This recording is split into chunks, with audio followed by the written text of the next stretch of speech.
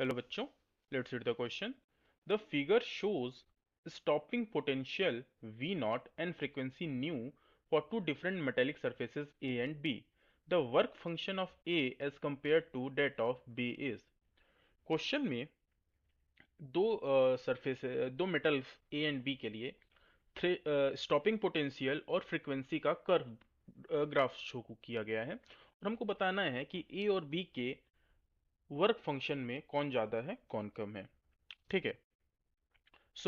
इस ग्राफ को हम क्या करते हैं, वापस से रीड्रॉ करते हैं और इसको पीछे की तरफ हम प्रोड्यूस कर लेंगे थोड़ा.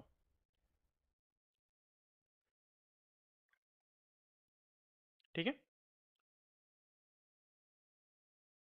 ये हमारी एक्सिस वी नॉट की और ये हमारे फ्रीक्वेंसी की.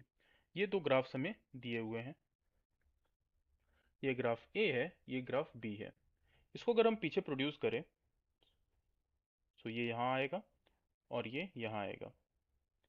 यानी जो वी नॉट की वैल्यू है ए के लिए और जो वी नॉट की वैल्यू है बी के लिए, तो हमको जाहिर सी बातें दिख रही है कि जो वी नॉट है ए का वो कम है वी नॉट बी के. ठीक है. और वर्क फंक्शन होता क्या है, वर्क फंक्शन होता है ईवी नॉट.